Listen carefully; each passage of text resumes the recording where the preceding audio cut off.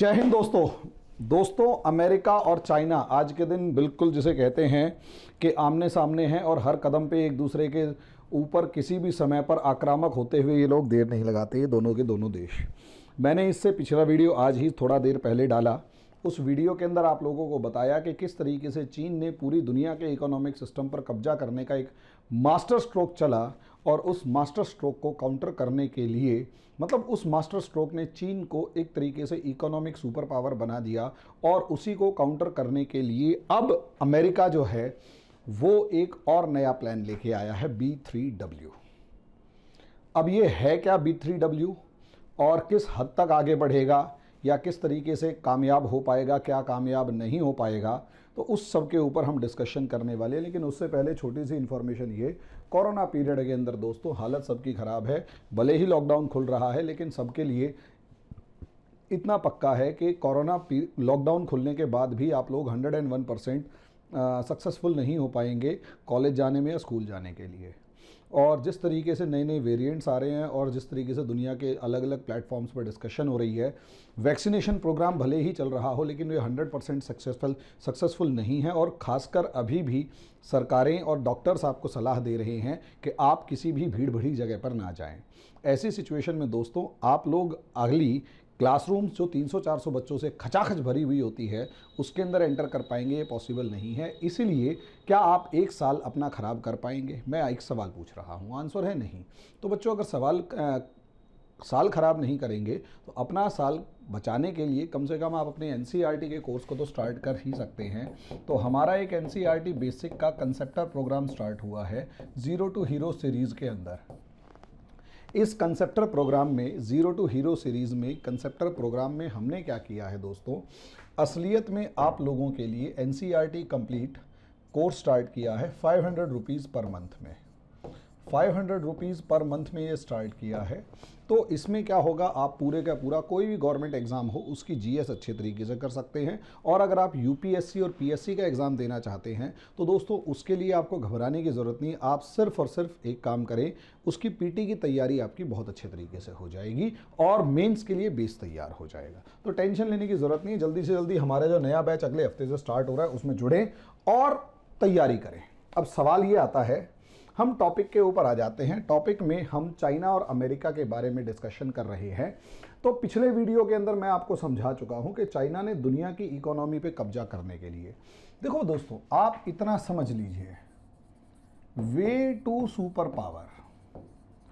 आप अगर ये सोचते हैं कि आपको सुपर पावर बनना है तो सुपर पावर के लिए आप आर्म्स एंड एम्यूनिशन बड़े तौर पर इस्तेमाल करेंगे या डेवलप करेंगे, तो ऐसा दुनिया में बहुत कम केसेस में होता है। ये सिर्फ और सिर्फ USSR के केस में हुआ कि उसने बड़ी संख्या में हथियार डेवलप कर लिए और इतने ज़्यादा हथियार डेवलप कर लिए कि एक तरीके से वो सुपर पावर। लेकिन यहाँ USSR एक मिलिट्री सुपर पावर था, इसमें कोई शक की बात नहीं है। वो एक मिलिट्री सुपर पावर था, इसमें कोई शक की बात नहीं है। आज भी वो एक मिलिट्री सुपर पावर है, लेकिन उसकी जो सबसे बड़ी कमजोरी थी वो इकोनॉमिक थी, यानी अर्थव्यवस्था के तौर पर वो सबसे ज्यादा कमजोर निकला। और यही रीजन है क्योंकि इकोनॉमी जो थी वो वीक थी, इसीलिए इसका डिसइंटीग्रेशन हो गया। USSR का डिसइंटीग्रेशन हो गया, यानी कि विघटन हो गया। अब अगर USSR का यहां पर विघटन हो गया तो आप सोच सकते हैं क्यों हुआ डिसइंटीग्रेशन, क्यों हुआ? क्योंकि इकोनॉमी कमजोर थी। जब 1989 में, और यही रीजन है, चाइना ने USSR से बहुत सारे लेसन्स लिए। वही कम्युनिज्म चाइना में है, वही कम्युनिज्म USSR में था। USSR इस कम्युनिज्म का फेलियर का एग्जाम्पल है और चाइना जो है वो इसकी सक्सेस का एग्जाम्पल है। चाइना ने दुनिया पर डोमिनेट करने के लिए सबसे पहले, अगर आप देखें तो यहां असलियत में चाइना ने असलियत में इकोनॉमिक रिफॉर्म्स किए और इकोनॉमिक रिफॉर्म्स करने के साथ साथ उस इकोनॉमिक रिफॉर्म्स को अमेरिकन पॉलिसीज के अकॉर्डिंग लागू किया। अमेरिकन पॉलिसीज के अकॉर्डिंग, या यूं कहें कि कैपिटलिज्म के फॉर्म में लागू किया, जिसकी वजह से नतीजा यह हुआ कि वो इकोनॉमिक सुपर पावर बनकर उभरा। वो इकोनॉमिक सुपर पावर बनकर उभरा, समझे। अब जब ये इकोनॉमिक सुपर पावर बनकर उभरा तो इसने दुनिया पर, पहले ये इकोनॉमिक सुपर पावर बनकर उभरा, जब ये इकोनॉमिक सुपर पावर बन गया, स्ट्रांग बन के निकला, मजबूत बन के निकला, और इसके सामने खड़ी होने वाली कोई पावर नहीं बची। यही रियलिटी है। आज के दिन इकोनॉमी के मामले में अमेरिका, चाइना के सामने कोई नहीं खड़ा हुआ। अगर आप में से किसी को गलत फहमी है कि इंडिया खड़ा हुआ तो भूल जाइए। अगर आपको लगता है कि अमेरिका इकोनॉमिक सुपर पावर है तो कर्जे में डूबा हुआ एक देश है जो पुराने टाइम से बस चला आ रहा है। चाइना की इकोनॉमिक सुपर पावर के अंदर दुनिया में कोई भी ताकत, कोई भी शक्ति नहीं खड़ी, ये पक्का है।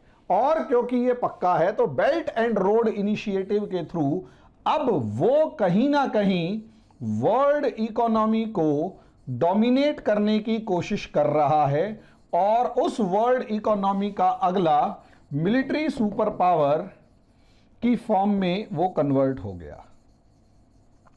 इसे समझिए।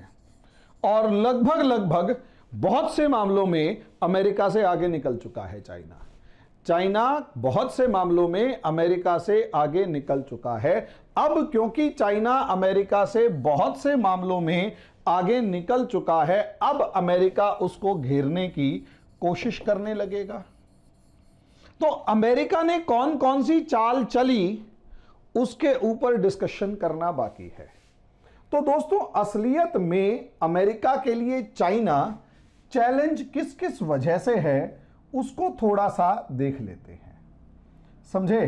तो चाइना, एक तो चैलेंज जो है वो इकोनॉमिकली है और दूसरा मिलिटरीली है। एक तो सैन्य तौर पर है और दूसरा आर्थिक तौर पर है। और अगर आप अमेरिका को देखेंगे तो अमेरिका को एक चीज समझ में आ गई है। उसने शुरू में कोशिश करी कि मिलिटरीली अमेरिका को, चाइना को काउंटर किया जाए और उसके बाद इकोनॉमिकली काउंटर किया जाए। लेकिन एक चीज अच्छे तरीके से अमेरिका समझ चुका है कि जब तक चाइना को इकोनॉमिकली बर्बाद नहीं करोगे, जब तक चाइना को आर्थिक तौर पर बर्बाद नहीं करोगे, तब तक उसे मिलिटरीली हराना बहुत मुश्किल काम है। क्योंकि टेक्नोलॉजी के मामले में भले ही हल्की हो, लेकिन कुछ भी है, चाइना ने एक काम सबसे बढ़िया किया कि जो भी सामान बनाया अपने देश में बनाया। टेक्नोलॉजी खराब है तो इंप्रूव भी हो जाएगी, अपने देश में बन रहा है तो एक्सपीरियंस भी आ जाएगा। इंडिया के साथ क्या क्या प्रॉब्लम थी वो इंडिया के टाइम पे हम देखेंगे। अब असलियत में इकोनॉमिकली अगर आप देखेंगे तो चाइना का सबसे बड़ा प्लस पॉइंट है बेल्ट एंड रोड इनिशिएटिव, और सबसे बड़ी बात प्रोडक्शन, जो चाइना का इस दुनिया के अंदर या चाइना के अंदर हो रहा है और दुनिया की मार्केट स्पेस का कब्जा है। अब अमेरिका ने इस प्रोडक्शन के ऊपर लगाम लगाने के लिए डाइवर्सिफिकेशन ऑफ इन्वेस्टमेंट किया। डाइवर्सिफिकेशन ऑफ इन्वेस्टमेंट किया, यानी कि जो निवेश है वो सारे का सारा चाइना में डालने की जगह अपनी कंपनियों को गाइड करना शुरू किया कि कुछ वियतनाम चले जाओ, कुछ थाईलैंड चले जाओ, कुछ मलेशिया चले जाओ, कुछ इंडिया आ जाओ, ताकि अलग अलग हब डेवलप हो और चाइना को काउंटर इस मामले में किया जा सके। लेकिन इस BRI जिसकी वजह से डोमिनेंस ओवर वर्ल्ड इकोनॉमी हो चुका था, उसका क्या किया जाए, और ये चाइना का सबसे बड़ा प्लान था। BRI अमेरिका ने इसका काउंटर करने के लिए निकाला है B3W। B3W build back better world. सुनने में कितना अच्छा लग रहा है, build back better world. 3 B हो गए तो B3W। अब सवाल यहीं से आता है, इस बिल्ड बैक बेटर वर्ल्ड के अंदर यहां दोबारा से अच्छी दुनिया बनाओ, दोबारा से अच्छी या बेहतर दुनिया बनाओ, अगर आप इसे हिंदी की ट्रांसलेशन करोगे। यानी दोबारा से दुनिया बनाने का मतलब यह है कि इस दुनिया को किसी ने चेंज किया है, इस दुनिया को किसी ने डिस्टर्ब किया है। तो सवाल यह है, इस दुनिया को किसने डिस्टर्ब किया? तो असलियत में यहां वर्ड लिया गया कोविड-19। यहां पर वर्ड, यहां शब्द लिया गया कोविड-19। और जब ये कोविड-19 लिया गया तो उसमें असलियत में प्रोजेक्ट किया जा रहा है कि इस दुनिया को सबसे ज्यादा नुकसान अगर किसी ने पहुंचाया तो वो कोविड-19 है, और उसके लिए रेस्पॉन्सिबल यानी जिम्मेदार अगर कोई देश है तो वो चाइना है, तो वो चाइना है। और इस कोविड-19 ने वर्ल्ड इकोनॉमी को दोबारा से, जिसे कहते हैं रिसेशन की तरफ ला दिया है। रिसेशन नहीं कहेंगे तो कम से कम स्लो डाउन की तरफ ला दिया है, ये तो कहेंगे ही कहेंगे। रिसेशन नहीं तो कम से कम स्लो डाउन की तरफ तो ला ही दिया है, ये आप कहेंगे। और जब स्लो डाउन की तरफ ला दिया है तो इस स्लो डाउन और दुनिया में जो डेथ हुई है, दुनिया में जो प्रॉब्लम्स क्रिएट हुई हैं, उसका एकमात्र विलन जो है वो चाइना है। यानी चाइना ने दुनिया की इकोनॉमी को कंट्रोल करने के लिए दुनिया में कोरोना फैलाया, और पूरी दुनिया उस कोरोना से इतनी बुरी तरीके से प्रभावित हुई कि डेथ्स जो हैं वो 3 करोड़ के आसपास शायद पहुंच चुकी हैं, या कितने लाख के करीब डेथ पहुंच चुकी हैं, और इन्फेक्टेड के अंदर बहुत बड़ी संख्या है। अब वो कितने हैं, मैं एग्जैक्ट डाटा नहीं है इस टाइम पर मेरे ध्यान में, फ्रेंकली स्पीकिंग। तो ऐसी सिचुएशन में चाइना को बना दिया विलन। अब सवाल यह है कि चाइना को सिर्फ विलन बनाने से काम चल जाएगा क्या? असलियत में कोरोना की वजह से, कोविड-19 की वजह से, आप स्टेप्स को समझिए, कोविड-19 की वजह से आपने चाइना को विलन बनाया कि चाइना विलन है।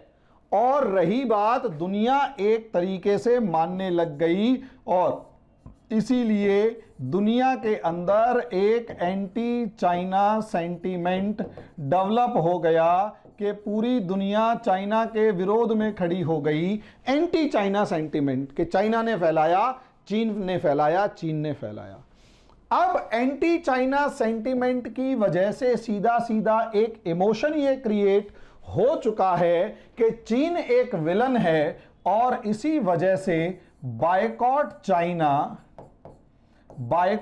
चाइना, या फिर और करके अगर आप लिखेंगे, या तो बायकॉट चाइना का स्लोगन जो है वो आगे बढ़ता हुआ नजर आएगा, या फिर कम से कम अल्टरनेट टू चाइना का स्लोगन नजर आएगा।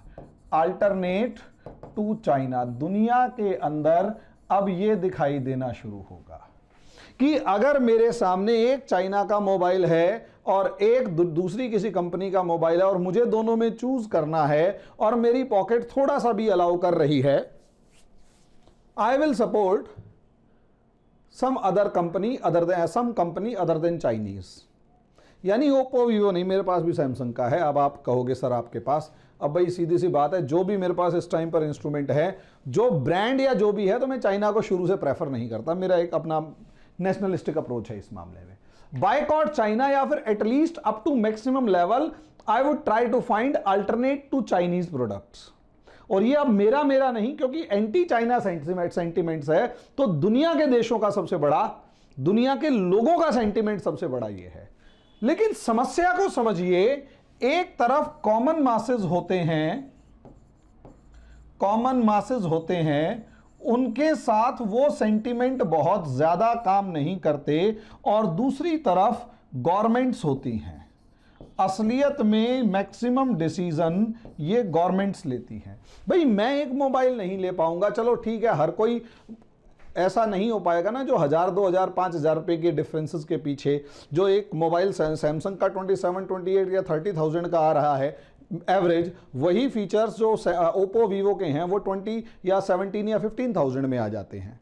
तो ऐसे में कहीं ना कहीं प्रेफरेंस जो है वो चाइनीज प्रोडक्ट्स को मिल जाती है क्योंकि चीप प्रोडक्ट्स हैं।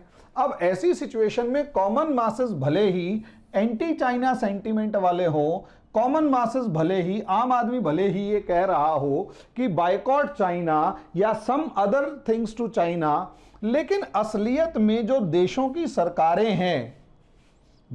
सरकारें हैं जो कि जिन्हें चाहिए इन्वेस्टमेंट, जिन्हें चाहिए डेवलपमेंट और जिन्हें चाहिए मतलब जिसे कहते हैं, हाँ, इन्वेस्टमेंट और डेवलपमेंट, ये दो मेन चीजें चाहिए। और सबसे मेन बात ये कि वो सारी की सारी डेट ट्रैप ऑफ चाइना, यानी चाइना के डेट ट्रैप में फंसी हुई हैं और economy is coupled with China, economy is coupled with China, यानी इकोनॉमी जो है वो चाइना से इतनी ज्यादा जुड़ चुकी है, उनकी अर्थव्यवस्था चीन से इतनी ज्यादा जुड़ चुकी है कि अब वो ये सब चीजें कि भैया इन्वेस्टमेंट कहां से आ रही है, चाइना से, डेवलपमेंट कहां से मिल रही है, चाइना के पैसे से, कर्जा किसका है, चाइना का। और ऐसी सिचुएशन के अंदर ये जो कंट्रीज हैं जो डेवलपिंग कंट्रीज हैं, अगर आप उनको देखोगे, even not only developing countries, even developed countries also, यहां तक कि अगर आप यूरोप को देखोगे तो असलियत में G7 समिट में यूरोप के अंदर एक बहस यह हो चुकी है जिसमें फ्रांस के राष्ट्रपति ये कहते हुए सुनाई दे रहे हैं कि चाइना हमसे इतनी ज्यादा दूर है, हमारे को क्या टेंशन है चाइना से, क्यों जाके लड़ें उससे, हम अपनी जगह खुश हैं। मेरी बात समझिए, कह रहे हैं हम अपनी जगह खुश हैं, हम चाइना से क्यों जाके लड़ें, why should we have a mess with China, we would not go there, हम वहां नहीं जाएंगे, हम वहां जाकर नहीं लड़ेंगे, हम यही रहेंगे टेंशन फ्री होकर। यस, साफ कह रहे हैं कि हम यही रहेंगे, बेफालतू में चाइना से उलझने की जरूरत क्या। उसके पीछे का सबसे बड़ा रीजन यह है कि चाइना की इकोनॉमी जो है वो इंडिया के, वो यूरोप और दुनिया के दूसरे देशों की इकोनॉमी से इतनी ज्यादा डिपेंडेंट है कि अगर कोई भी कंट्री आज के दिन चाइना के अगेंस्ट कोई भी कदम उठाता है और स्ट्रांग कदम उठा लेता है तो चाइना को भले ही नुकसान हो लेकिन उस देश की इकोनॉमी डूबते हुए देर नहीं लगाएगी। इंडिया के साथ भी यही है। हम लोग पिछले साल बड़े खुश हुए, शोर मचा, वाह हमने 100 ऐप बंद कर दी, 50 ऐप बंद कर दी, टिकटॉक भगा दिया। क्या जेन्युइनली हमारा ट्रेड चाइना के साथ कम हुआ? आंसर है नहीं। पिछले सालों के मुकाबले चाइना से हमारा ट्रेड बढ़ा। क्यों? इसमें देश की कोई गलती नहीं है, अभी कोई गलती नहीं है, वो शुरू से ही प्रॉब्लम्स आ रही हैं। Our economy is also coupled with China. हमारी जो इकोनॉमी है वो भी चाइना के साथ इस तरीके से जुड़ी हुई है कि ना चाहते हुए भी हमारे को चाइना से चीजें इंपोर्ट करनी पड़ रही हैं। सोचकर देखिए, हमारी जितनी भी वैक्सीन, हम अपने आप को फार्मा इंडस्ट्री का हब मानते हैं, दुनिया की सबसे बड़ी फार्मा इंडस्ट्री मानते हैं, फार्मेसी ऑफ द वर्ल्ड कहते हुए नजर आते हैं। कमर टूट गई हमारे देश की। क्यों? हमने बैन लगाना था या हमने सब चीजें लगाई कि हम चाइना से सामान नहीं मंगाएंगे। ठीक है भैया, चाइना से सामान नहीं मंगाया जाएगा और ये डिक्लेयर हो गया। वैक्सीन की आपको जरूरत पड़ी, वैक्सीन का रॉ मटेरियल कहां से आ रहा था? चाइना से। चाइना ने वो रॉ मटेरियल भेजना बंद कर दिया। आप पहुंचे अमेरिका के पास। अमेरिका कहता है, फरवरी की बात है दोस्तों, ज्यादा पुरानी नहीं है। अमेरिका कहता है कि हमारे लिए हमारी कंपनीज पहले जरूरी हैं, हमारी कंट्री पहले जरूरी है, पहले हमारी कंट्री के लिए वैक्सीन बनेंगी, इंडिया को बाद में देखेंगे। 15 दिन तक इंडियन गवर्नमेंट के हाथ पैर फूले हुए थे, ना ऑक्सीजन सिलेंडर, ना ऑक्सीजन कंसंट्रेटर, कुछ भी नहीं। हालत खराब। 10 दिन तक 15 दिन तक जो मौत का तांडव आप लोगों ने देखा है, चाइना ने दरवाजे बंद कर रखे हैं, वो तो मजे ले रहा है।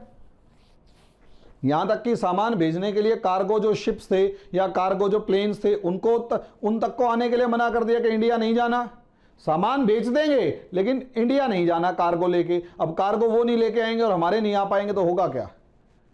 चाइना ने खूब डिप्लोमेसी करी है और इंडिया को उसकी औकात दिखा दी है। कड़वी सच्चाई यही है। और इंडिया को क्या, दुनिया को उसकी औकात दिखा दी है कि भैया अगर मैं तुम्हारा प्रोडक्शन हाउस हूं तो बेटा मेरे ऊपर तुम्हारी सबकी इकोनॉमी डिपेंडेंट है, आप मेरे सामने खड़े नहीं हो सकते। Yes, China emerged as an autocrat to this world, behaved as a dictator to this world. इस दुनिया के लिए चाइना ने डिक्टेटर की भूमिका निभाई, ऑटोक्रेट की भूमिका निभाई, समझे? और यूं कहें कि डेविल ऑफ दिस वर्ल्ड, कि मेरी बात मानो वरना अच्छा नहीं होगा। इस दुनिया के लिए डेविल ऑफ दिस वर्ल्ड की भूमिका निभाई। और दुनिया के सब देशों की हालत खराब, क्योंकि उन्होंने पिछले 30-40 साल के अंदर अपनी पूरी इकोनॉमी को चाइना पे डिपेंडेंट बना लिया, चाइना पर निर्भर कर लिया। पूरी इकोनॉमी चाइना पर डिपेंडेंट, पूरी इकोनॉमी चाइना पर निर्भर हो गई। ये इनकी, अब सोच कर देखिए, हालत खराब। यस, आपका मोबाइल इंडस्ट्री जितना मदरबोर्ड है, मदरबोर्ड का मैक्सिमम पार्ट चाइना के अंदर बन के आता है। इलेक्ट्रॉनिक्स हैं मेड इन चाइना, देख लेना कितने मिलेंगे। ढूंढना पड़ता है मेड इन चाइना किस पे ना लिखा हुआ हो, और बड़ी मुश्किल से दिखाई देता है। अगर मेड इन चाइना ना हो तो made in Taiwan. Bitter truth है। और यही सिचुएशन है। यहां से अमेरिका ने एक प्लान बनाया कि चाइना अभी भी मिलिट्री थ्रेट नहीं है, मिलिट्री थ्रेट नहीं है चाइना अभी भी। फिर भी अमेरिका ने मिलिटरीली चाइना को काउंटर करने के लिए, मिलिटरी और सिक्योरिटी नाम पर काउंटर करने के लिए अमेरिका क्वाड लेकर खड़ा हो चुका है कि ठीक है यार, हम क्वाड बना रहे हैं और अब हम लड़ेंगे। अभी हालांकि डिक्लेयर नहीं हुआ, स्क्वाड के ऊपर भी डिस्कशन करूंगा, इसकी भी धज्जियां उड़ाएंगे। अभी कमी इसके अंदर भी बहुत सारी हैं, बहुत सारी कमियां हैं। We will discuss it later in some other video. लेकिन अमेरिका ने जो प्लान बनाया, बिल्ट बेटर वर्ल्ड B3W का, ये एक तरीके का मास्टर प्लान दुनिया बता रही है। और खासकर इंडिया के जो जोशीले पत्रकार हैं कि ध्यान से देखो चीन, अब अमेरिका आया, अब तेरी खैर नहीं, शोर मचा रहे हैं कि जो बाइडन का चीन को निपटाने का बड़ा प्लान, मास्टर प्लान। और लोग भी जोश में आ जाते हैं कि हां, अमेरिका मास्टर प्लान बनाएगा। अब उस मास्टर प्लान को थोड़ा सा समझ लेते हैं कि भाई असलियत में ये प्लान अप्रॉक्सीमेट $40 ट्रिलियन का बनाया गया है, जो दुनिया के डेवलपिंग कंट्रीज के अंदर खर्च किया जाएगा। इसमें कोई शक की बात नहीं है। एनवायरनमेंट प्रोटेक्शन का नाम दिया गया है कि पर्यावरण को, एनवायरनमेंट प्रोटेक्शन का नाम दिया गया है कि पर्यावरण को बचाने के लिए यह पैसा खर्च होगा। हेल्थ यानी कि स्वास्थ्य के लिए खर्च होगा और डिजिटल टेक्नोलॉजी के लिए खर्च होगा। और यह माना जा रहा है कि इस $40 ट्रिलियन, चाइना ने यह प्लान बनाया था $1.5 ट्रिलियन का, जो अब बढ़कर $40 ट्रिलियन अमेरिका ने बनाया। देखने में गजब लग रहा है। $40 ट्रिलियन यानी अमेरिका पूरी दुनिया के अंदर डॉलर की बाढ़ ला देगा। क्या ये प्लान कामयाब होगा? क्या ऐसा इसके अंदर दिखाई दे रहा है कि 100%? अब ये दिखाई दे रहा है, सोचकर देखिए, आप सोचिएगा कि इसके अंदर $40 ट्रिलियन इकट्ठा किया गया कि हम चाइना को धज्जियां उड़ा देंगे। और G7 कंट्रीज के अंदर ये डिसाइड होके निकला है कि हम चाइना को बताएंगे। गजब गजब सिचुएशन है कि चाइना को काउंटर करने के लिए इतना बड़ा प्लान लेके आ रहे हैं, ढोल ढपाला है, पूरी दुनिया का मीडिया शोर मचा रहा है। अब चाइना काउंटर करेगा, अब अमेरिका काउंटर करेगा, चाइना को डुबो देगा, ये कर देगा, वो कर देगा। अब ये टॉपिक का एक डिटेल्ड एनालिसिस अलग होगा कि चाइना ये प्लान लेके आया है, ये तो मैंने आपको बता दिया। और असलियत में ये प्लान और कुछ भी नहीं, इकोनॉमिकली काउंटर करने का पूरा प्लान है। चाइना को इकोनॉमिकली काउंटर किया जाएगा, आर्थिक तौर पर उसका विरोध किया जाएगा, उसको चैलेंज किया जाएगा।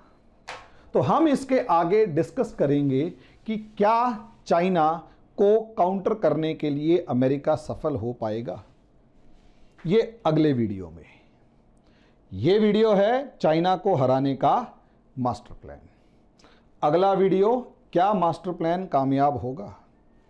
धन्यवाद।